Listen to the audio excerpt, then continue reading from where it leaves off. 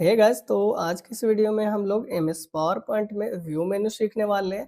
पहले की सारी मेन्यू की वीडियोस ऑलरेडी आ चुकी है।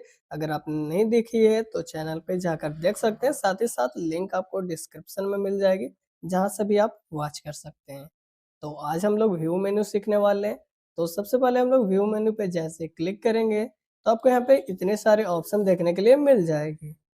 ये जो सारे ऑप्शन है इसका क्या यूज है आज के इस वीडियो में कंप्लीट सीखने वाले हैं। तो चलिए वीडियो को स्टार्ट करते हैं। तो सबसे पहला ऑप्शन हमारा नॉर्मल, जो कि हमारा बाय डिफॉल्ट ऑन किया हुआ है, मतलब क्लिक किया हुआ है। उसके बगल में एक हमारा स्लाइड शॉर्ट है। नॉर्मल का काम क्या है, जो हमारा स्लाइड होते है, अगर आप इस इमेज में ध्यान देंगे तो आपका जो स्लाइड है वो यहाँ पे बड़ा होकर दिख रही है पिक्चर, और इस साइड में आपकी स्लाइड्स छोटी छोटी दिखती है कि आपके पास टोटल कितनी स्लाइड है। जैसे अगर हम होम मेनू में आए और यहाँ पे न्यू स्लाइड पे क्लिक करें, फिर से क्लिक करें, तो हमारे पास अभी यहाँ पे 3 स्लाइड हो चुकी है। और अब अगर हम लोग व्यू मेनू में जाए और यहाँ पे नॉर्मल की जगह इस बार हम लोग स्लाइड सॉर्टर पे क्लिक करें, तो इसमें जैसे कि आपको दिख रही है कि हमारा 4 स्लाइड है और वो छोटा होकर दिखाया जा रहा है। तो सारा स्लाइड आपको एक बार में छोटा कर कर कुछ इस तरह से दिखाया जाएगा। तो अभी ये कुछ ब्लैंक दिख रही है। इसी की जगह अगर हम लोग कोई एक नया फाइल ओपन कर ले तो हम क्या करेंगे, फाइल पे क्लिक करेंगे और यहाँ से हम लोग एक पावर पॉइंट के प्रेजेंटेशन को ओपन कर लेते हैं। अगर हम यहाँ पे जैसे ये प्रेजेंटेशन ओपन कर लिए हैं, अभी ये जो हमको दिख रही है, और आपके लिए जल्दी इसी चैनल पे एमएस वर्ड के एमसीक्यू क्वेश्चन आने वाले हैं, जो कि बैंक, एसएससी, बिहार पुलिस और रेलवे के लिए वीबीआई होने वाले, मतलब इम्पोर्टेंट क्वेश्चन होने वाले हैं। इसकी भी आपकी जल्दी वीडियोस आने वाली है, तो चैनल को सब्सक्राइब करके रखिए ताकि वीडियो मिस ना हो। अब अगर हम लोग स्लाइड सॉर्टर पे क्लिक करें तो हमारा जो ये स्लाइड है छोटा छोटा होकर सारे यहाँ पे दिख रही है। इस तरह से अगर आपके पास बहुत सारे स्लाइड्स हैं और सारे स्लाइड्स को देखना चाहते हैं तो उसके लिए आप स्लाइड सॉर्टर का इस्तेमाल करेंगे। स्लाइड सॉर्टर के बाद अगर वापस हम लोग नॉर्मल पे क्लिक कर दे तो वापस से ये पहले जैसी हो जाएगी। अभी हम लोग फिलहाल इसको बंद करेंगे, तो हम लोग फाइल को यहाँ से इसको क्लोज कर देते हैं और वापस से हमारा पहले वाला स्लाइड ओपन हो चुका है। तो हम लोग यहाँ पे वापस से नॉर्मल पे क्लिक कर लेंगे तो ये वापस से पहले जैसी हो जाएगी। अब अगला जो हमारा है वो है हमारा नोट मास्टर। नोट्स मास्टर में क्या होने वाला है, अगर हमको इसके बारे में कुछ नोट करना है तो अभी हमारे जो फाइल क्या था, खाली है, लेकिन इसी की जगह हमारा एनिमेशन ओपन होता है। जैसे हम क्या करते हैं, वापस से अपने एनिमेशन को ओपन कर लेते हैं। तो जैसे हमारे ये एनिमेशन ओपन हो गया, और अब ये जो स्लाइड हम बनाए हैं या फिर ये जो हमारा एनिमेशन पहला है, इसके बारे में कुछ बताना है, तो हम लोग क्या करेंगे, नोट मास्टर पे क्लिक करेंगे और इस स्लाइड के बारे में हम लोग अपने मन से यहाँ पे जो भी लिखना चाहे वो लिख कर रख सकते हैं। जैसे अगर हमको अपनी भाषा में लिखना है या हिंदी में लिखना है तो आप क्या करेंगे, हिंदी में लिख सकते हैं। तो अभी हम जैसे ये क्या करते हैं यहाँ पे, दिस इज माई फर्स्ट। आपको ये लिखा हुआ बहुत छोटा दिख रहा है, तो हम क्या करेंगे, यहाँ पे इसको पहले बड़ा कर लेते हैं। तो नीचे ये जो प्लस का आइकॉन दिख रही है राइट साइड में, इसमें प्लस पे क्लिक करके 100 कर लीजिए इतना, और भी आप अपने हिसाब से बड़ा भी कर सकते हैं। तो हम क्या करते हैं, यहाँ पे अब लिखते हैं, ठीक है, this is my first intro. यहाँ पे इतना लिखने के बाद अब हम चाहें तो इसको हटा भी सकते हैं। अब हम लोग यहाँ से वापस से अगर स्लाइड सॉर्टर पे क्लिक कर दें तो ये नहीं दिखेगी, लेकिन इसमें हमारा क्या है, ऐड हो चुका है। या फिर हम लोग नॉर्मल पे भी क्लिक कर सकते हैं। नोट्स का काम केवल बस इतना सा है कि आप किसी भी स्लाइड के बारे में आप कुछ भी लिख कर रख सकते हैं, ताकि आप उसके जरिए उस स्लाइड में क्या क्या है वो आप समझ सकें। आगे अगला जो ऑप्शन है वो है हमारा स्लाइड शो। स्लाइड शो का मतलब आपका जो ये स्लाइड बना हुआ है उसको चलाकर दिखाया जाएगा। जैसे हम लोग क्लिक किए तो ये फुल स्क्रीन हो जाएगी और यहाँ पे आपको ये एनिमेशन चलना शुरू होगा। अभी हम लोग फिलहाल इसको बंद करेंगे और उसके बाद अगला जो ऑप्शन है वो है हमारा स्लाइड मास्टर। स्लाइड मास्टर का काम है कि जो हमारा ये स्लाइड है उसी से रिलेटेड और किस तरह की स्लाइड बन सकती है वो आपको स्लाइड मास्टर में दिखती है। तो जैसे हम लोग इस पे क्लिक करेंगे तो इससे रिलेटेड बहुत सारे स्लाइड्स के डिजाइन आपको दिखाई जाएगी, जिसमें आपको यहाँ पे डेट दिखाया जा रहा है, एक फुटर दिखाया जा रहा है और यहाँ पे एक और दिखाया जा रहा है। आप इसमें भी कुछ इंटर कर सकते हैं। लेकिन स्लाइड सॉर्टर को जो हम लोग यहाँ पे स्लाइड मास्टर, इसको हम लोग इस्तेमाल नहीं करेंगे। फिलहाल हम लोग इसको बंद करने वाले हैं। अब चाहे तो इसमें क्या है, जैसे बैकग्राउंड स्टाइल है तो क्लिक कर कर आप यहाँ से कोई स्टाइल ऐड कर सकते हैं, और बाकी आप कलर चेंज कर सकते हैं, फ़ॉन्ट चेंज कर सकते हैं, ये सारे काम आपका स्लाइड मास्टर का होता है। तो फिलहाल अभी हम लोग इसको बंद करेंगे, जो ये क्लोज़ मास्टर व्यू है, इस पे क्लिक करना है। तो उसके बाद अगला जो ऑप्शन हमारा आता है वो है हमारा हैंडआउट मास्टर। हैंडआउट मास्टर में जैसे हम लोग क्लिक करेंगे तो आपके सामने एक अभी आपको ये जो कलर किए हैं तो यहाँ पे आपको कुछ चेंजिंग और फ़ॉन्ट के अकॉर्डिंग आपके यहाँ पे जो लिखावट है वो गड़बड़ हो गई है। सो हम लोग क्या करेंगे, पहले एक बार कंट्रोल ज़ेड कर लेंगे तो ये वापस से पहले जैसी हो जाएगी। सो हम लोग क्या करते हैं, यहाँ पे कंट्रोल ज़ेड कर लेते हैं और यहाँ पे वापस से अब क्या करते हैं, यहाँ पे नॉर्मल पे क्लिक कर लेते हैं। जैसे हम लोग नॉर्मल पे क्लिक किए तो आपको नीचे में ये दिख रहा है दिस इज़ माय फर्स्ट, जो कि हम लोग क्या नोट ऐड किए थे वो दिख रही है। अभी हम लोग क्या करेंगे, यहाँ पे वापस से हैंडआउट मास्टर को यूज़ करने वाले हैं। तो जैसे आप हैंडआउट पे क्लिक करेंगे तो आपके स्क्रीन पे कुछ इस तरह की ये बॉक्स ओपन होगी, जिसमें आपको छोटी-छोटी बॉक्सेस दिख रही है। 6 बॉक्सेस है और ऊपर में आपको ये हेडर दिख रहा है। हेडर में आप जो भी अप्लाई करेंगे वो वहाँ पे पेज में दिखेगी। सबसे पहले हम लोग ये समझते हैं कि हैंडआउट मास्टर का काम क्या है। तो हैंडआउट मास्टर से आपका ये जो बॉक्सेस है सेम ऐसा ही रहेगा और आप इसको प्रिंट कीजिए प्रिंटर के ज़रिए और उसके बाद आप अपने हाथों से कुछ भी इस बॉक्स के अंदर लिख सकते हैं। इतना सा काम केवल आपका ये हैंडआउट मास्टर का होता है। अब इसके अंदर आपको इतनी सारी ऑप्शन मिल रही है, जैसे आपको यहाँ पे फर्स्ट में मिल रही है पेज सेटअप, जहाँ से आप पेज को अपने हिसाब से अरेंज कर सकते हैं कि आपको किस साइज की पेज चाहिए। तो अभी हम लोग यहाँ पे A4 पेज करेंगे, तो यहाँ पे आप जब स्क्रॉल करेंगे तो आपको डायरेक्ट जैसे हमको यहाँ पे A4 पेपर मिल रही है, क्लिक करेंगे और ओके कर देंगे। तो आपका जो पेज का साइज है वो A4 में कन्वर्ट हो जाएगी। अगला जो ऑप्शन आता है हमारा हैंडआउट ओरिएंटेशन।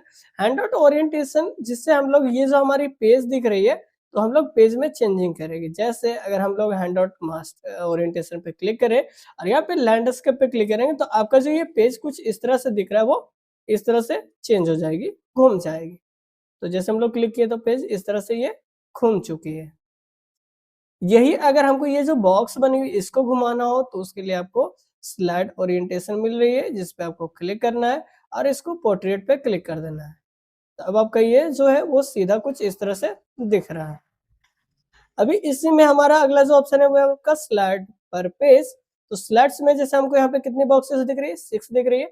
अगर आप चाहें तो 9 कर सकते हैं तो आपको यहाँ पे 9 दिखेगी और अगर आप चाहते हैं 4 तो आप यहाँ पे कम और ज्यादा कर सकते हैं।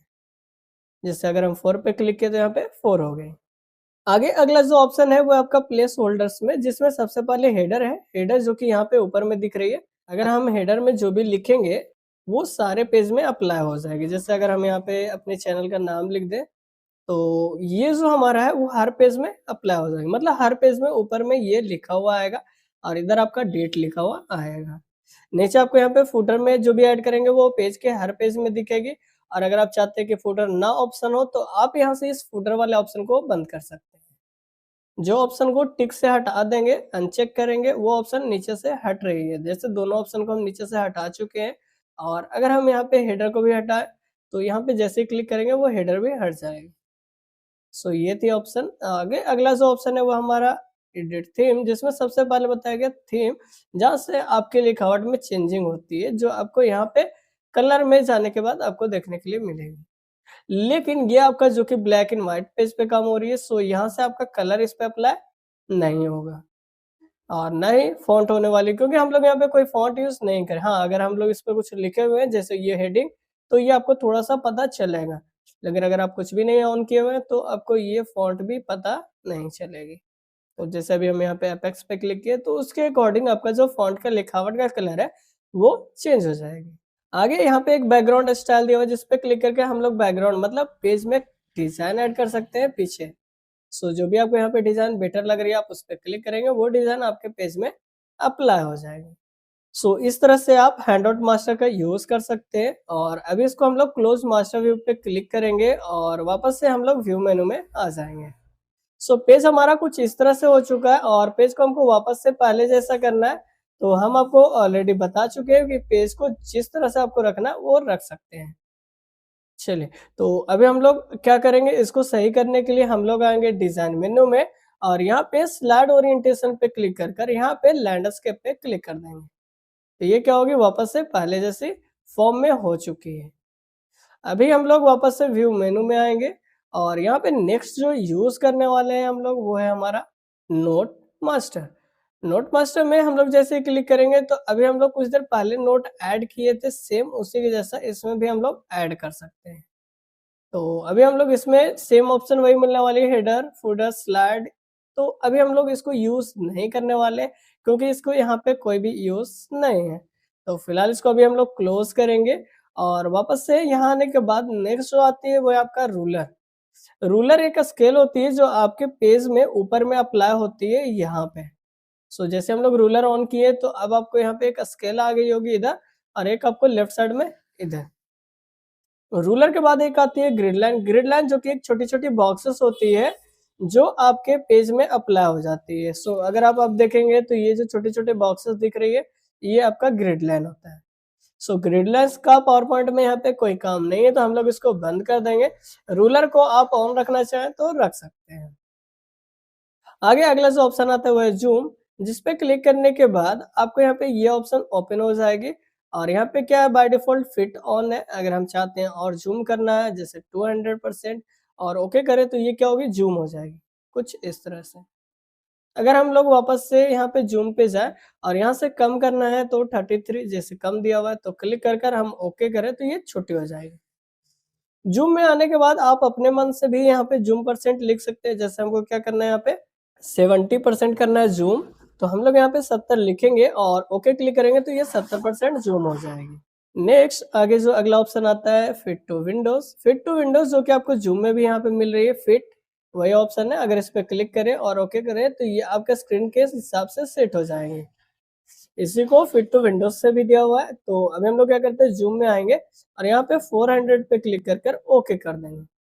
ये जब जूम हो जाए तो आपको एक बार फिट टू विंडोज पे क्लिक करना है, ये आपका स्क्रीन के हिसाब से सेट हो जाएगी।